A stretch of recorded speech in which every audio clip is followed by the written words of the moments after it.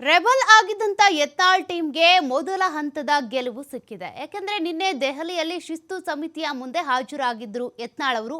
ಈ ಸಂದರ್ಭದಲ್ಲಿ ಅವರಿಗೆ ಅವರ ಹೋರಾಟಕ್ಕೆ ಬಿಜೆಪಿ ವರಿಷ್ಠರಿಂದ ಬೆಂಬಲ ಸಿಕ್ಕಿದೆ.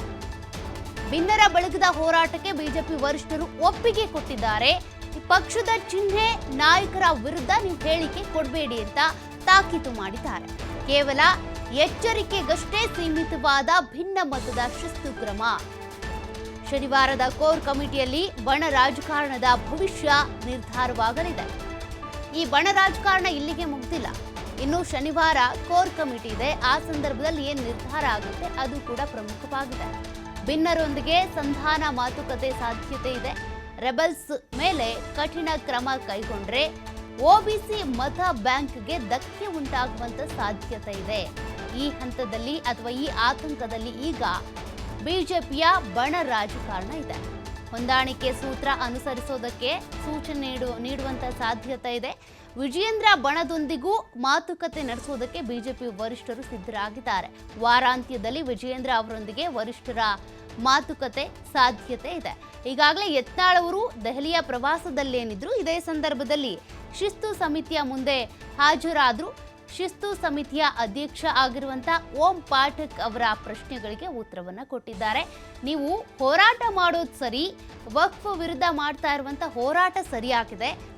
ಯಾರು ಮಾಡದೇ ಇರುವಂತ ಹೋರಾಟವನ್ನ ನೀವು ಮಾಡ್ತಾ ಇದ್ದೀರಾ, ಆ ಹೋರಾಟಕ್ಕೆ ಬೆಂಬಲ ಇದೆ. ಆದ್ರೆ ಪಕ್ಷದ ವಿರುದ್ಧ, ಸ್ವಪಕ್ಷದ ನಾಯಕರ ವಿರುದ್ಧ ಹೇಳಿಕೆಗಳನ್ನ ಕೊಡಬೇಡಿ, ಅದು ಪಕ್ಷಕ್ಕೆ ಡ್ಯಾಮೇಜ್ ಆಗುತ್ತೆ. ಈ ರೀತಿ ನೀವು ಹೇಳಿಕೆಗಳನ್ನ ಕೊಟ್ರೆ ನಿಮ್ಮ ವಿರುದ್ಧ ಶಿಸ್ತು ಕ್ರಮವನ್ನ ತೆಗೆದುಕೊಳ್ಳಲಾಗುತ್ತೆ ಅಂತ ನಿನ್ನೆ ಶಿಸ್ತು ಸಮಿತಿಯಿಂದ ಎಚ್ಚರಿಕೆಯನ್ನ ಕೊಡಲಾಗಿದೆ ಯತ್ನಾಳ್ ಅವರಿಗೆ. ಬಟ್ ಅವರು ಮಾಡ್ತಾ ಇರುವಂತ ಹೋರಾಟಕ್ಕೆ ವರಿಷ್ಠರಿಂದಾನೇ ಬೆಂಬಲ ಸಿಕ್ಕಿದೆ. ಹೀಗಾಗಿ ಶನಿವಾರ ಒಂದು ಕೋರ್ ಕಮಿಟಿ ಸಭೆ ಕೂಡ ಇದೆ. ಆ ಸಭೆಯಲ್ಲಿ ಯತ್ನಾಳ್ ಮತ್ತು ವಿಜಯೇಂದ್ರ ಅವರನ್ನ ಸಂಧಾನ ಮಾಡುವಂತ ಸಾಧ್ಯತೆ ಕೂಡ ಇದೆ.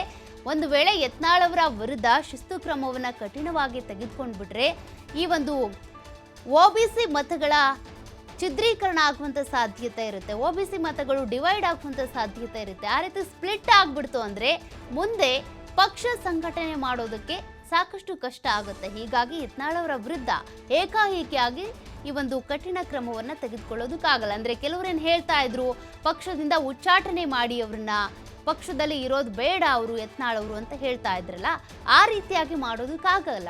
ಪಂಚಮಸಾಲಿ ನಾಯಕ ಅಂತ ಬಂದಾಗ, ಹಿಂದೂ ಫೈರ್ ಬ್ರ್ಯಾಂಡ್ ಅಂತ ಬಂದಾಗ ಅದು ಯತ್ನಾಳ್ ಅವರು. ಉತ್ತರ ಕರ್ನಾಟಕದಲ್ಲಿ ಬಹಳ ವರ್ಚಸ್ಸು ಹೊಂದಿರುವಂತ ನಾಯಕ. ಹಾಗಾಗಿ ಅವರ ವಿರುದ್ಧ ಏಕಾಏಕಿಯಾಗಿ ಈ ರೀತಿ ಕ್ರಮ ತೆಗೆದುಕೊಳ್ಳೋದಕ್ಕೂ ಆಗಲ್ಲ. ಕೋರ್ ಕಮಿಟಿ ಸಭೆಯಲ್ಲಿ ಏನಾಗುತ್ತೆ ನೋಡೋಣ. ಮತ್ತಷ್ಟು ಮಾಹಿತಿ ಕೊಡ್ತಾ ಹೋಗ್ತಾರೆ ಪ್ರತಿನಿಧಿ ರಾಕೇಶ್. ಈಗಾಗಲೇ ಯತ್ನಾಳ್ ಅವರು ಶಿಸ್ತು ಸಮಿತಿಯ ಎದುರುಗಡೆ ಹಾಜರಾದಂತಹ ಸಂದರ್ಭದಲ್ಲಿ ಅವರಿಗೆ ಅವ್ರ ಹೋರಾಟಕ್ಕೆ ಬೆಂಬಲ ಇದೆ. ಬಟ್ ಪಕ್ಷದ ವಿರುದ್ಧ, ಸ್ವಪಕ್ಷ ನಾಯಕರ ವಿರುದ್ಧ ಹೇಳಿಕೆ ಕೊಡಬೇಡಿ ಅಂತ ತಾಕೀತು ಮಾಡಿದ್ದಾರೆ. ಬಟ್ ಸ್ಟ್ರಿಕ್ಟ್ ಆಗಿ ಅವರ ವಿರುದ್ಧ ಕ್ರಮ ತೆಗೆದುಕೊಳ್ಳದೆ ಇರೋದಕ್ಕೆ ಈ ಮತಗಳು ಸ್ಪ್ಲಿಟ್ ಆಗುತ್ತೆ ಅನ್ನೋದು ಕೂಡ ಕಾರಣನಾ?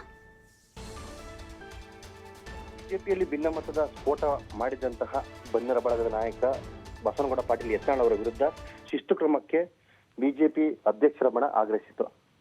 ಪಕ್ಷದ ಚಿಹ್ನೆ ಹಾಗೂ ಪಕ್ಷದ ನಾಯಕರ ವಿರುದ್ಧ ಅವರು ನಡೆಸುತ್ತಿದ್ದಂತಹ ವಾಗ್ದಾಳಿ ಹಾಗೂ ಪಕ್ಷಕ್ಕೆ ಮುಜುಗರವಾಗುವಂತಹ ಸನ್ನಿವೇಶ ನಿರ್ಮಾಣ ಮಾಡುತ್ತಿರೋದ್ರ ಬಗ್ಗೆ ಅವರು ಆಕ್ಷೇಪವನ್ನು ವ್ಯಕ್ತಪಡಿಸಿದ್ರು. ಆ ಹಿನ್ನೆಲೆಯಲ್ಲಿ ಅವರ ವಿರುದ್ಧ ಶಿಸ್ತು ಕ್ರಮ ಜರುಗಿಸಬೇಕು ಅನ್ನುವಂತ ಕೋರಿಕೆಯನ್ನು ಮಾಡಲಾಗಿತ್ತು. ಅದೇ ಹಿನ್ನೆಲೆಯಲ್ಲಿ ಕೇಂದ್ರದ ಶಿಸ್ತು ಸಮಿತಿ ಕೂಡ ಅವರ ವಿಚಾರದಲ್ಲಿ ನೋಟಿಸ್ ಜಾರಿ ಮಾಡಿ ಸ್ಪಷ್ಟೀಕರಣವನ್ನ ಕೇಳಿತ್ತು. ಈಗ ಸ್ಪಷ್ಟೀಕರಣವನ್ನ ನೀಡಿರುವಂತಹ ಯತ್ನಾಳ್ ಅವರು ಸಮಿತಿಯ ಮುಂದೆ ತಮ್ಮ ಎಲ್ಲ ವಿಚಾರಗಳನ್ನ ಹಂಚಿಕೊಂಡಿದ್ದಾರೆ. ಮಾಹಿತಿ ಮೂಲಗಳ ಪ್ರಕಾರ ಅವರ ದೂರಿಗೆ ಬಿಜೆಪಿ ನಾಯಕರು ಸಹಮತವನ್ನು ವ್ಯಕ್ತಪಡಿಸಿದ್ದಾರೆ. ರಾಜ್ಯಾಧ್ಯಕ್ಷರ ಏಕಪಕ್ಷೀಯ ನಿಲುವು ಮತ್ತು ಗುಂಪುಗಾರಿಕೆ ವಿಚಾರದಲ್ಲಿ ಹೈಕಮಾಂಡ್ ನಾಯಕರು ಕೂಡ ಸಮಸ್ಯೆಯನ್ನು ಪರಿಹರಿಸಿಕೊಡುವ ಭರವಸೆಯನ್ನು ನೀಡಿದ್ದಾರೆ ಅನ್ನುವಂತ ಮಾಹಿತಿ ಸಿಕ್ಕಿದೆ. ಸೊ ಈ ಹಿನ್ನೆಲೆಯಲ್ಲಿ ಸಮಸ್ಯೆ ನಿಜವಾಗಿರುವ ಕಾರಣದಿಂದಾಗಿ ಯತ್ನಾಳ್ ಅವರ ಉಚ್ಚಾಟನೆ ಬದಲು ಅವರಿಗೆ ನೋಟಿಸ್ ಅನ್ನು ನೀಡಿ ಎಚ್ಚರಿಕೆಯನ್ನು ಕೂಡ ನೀಡಲಾಗಿದೆ. ಪಕ್ಷದ ಗೌರವಕ್ಕೆ ಧಕ್ಕೆ ತರದ ರೀತಿಯಲ್ಲಿ ನಾಯಕತ್ವಕ್ಕೆ ಹಾಗೆ ಯಾರ್ಯಾರಿಗೆ ಜವಾಬ್ದಾರಿ ಕೊಟ್ಟಿದ್ದೇವೆ ಅದಕ್ಕೆ ತೊಂದರೆ ಆಗದ ರೀತಿಯಲ್ಲಿ ನೀವು ನಡ್ಕೊಳ್ಬೇಕು ಅನ್ನುವಂಥ ಸೂಚನೆಯನ್ನು ಕೊಟ್ಟಿದ್ದಾರೆ. ಇದು ರಾಜಕೀಯವಾಗಿ ಯತ್ನಾಳ್ ಅವರ ಹೋರಾಟಕ್ಕೆ ಸಿಕ್ಕುವಂತಹ ಮೊದಲ ಜಯ. ಹಾಗೆ ಯತ್ನಾಳ್ ಅವರನ್ನ ಮುಂದಿಟ್ಟು ಪಕ್ಷದಲ್ಲಿನ ಕುಟುಂಬ ರಾಜಕಾರಣ ಹಾಗೆ ಗುಂಪುಗಾರಿಕೆ ರಾಜಕಾರಣವನ್ನು ದೂರ ತಳ್ಳುವುದಕ್ಕೆ ಪ್ರಯತ್ನ ಮಾಡ್ತಿದ್ದಂತ ಬಿಜೆಪಿ ಹಿರಿಯರಿಗೆ ಸಿಕ್ಕಂತಹ ಮೊದಲ ಗೆಲುವು. ಹಾಗೆಯೇ ಈ ನಡೆಯಿಂದಾಗಿ ಬಿಜೆಪಿ ಸದ್ಯದಲ್ಲಿ ತನ್ನ ಎದುರಾಳಿ ಕಾಂಗ್ರೆಸ್ಸಿನ ಮತ ಬ್ಯಾಂಕ್ ಅನ್ನ ತಾನು ಕಸಿದುಕೊಳ್ಳೋ ಪ್ರಯತ್ನವನ್ನ ಮಾಡೋದಕ್ಕೆ ಈಗಿಂದ ಆರಂಭ ನಡೆಸ್ತಾ ಇದೆ. ಅಹಿಂದ ವರ್ಗದ ಓಟುಗಳನ್ನ ಕ್ರೋಢೀಕರಣ ಮಾಡುವಂತ ನಿಟ್ಟಿನಲ್ಲಿ ಈ ಪ್ರಯತ್ನ ಬಹಳ ಮಹತ್ವದ್ದಾಗಿ ಪರಿಣಮಿಸಲಿದೆ. Okay, thank you Rakesh ಡೀಟೇಲ್ಸ್ಗೆ.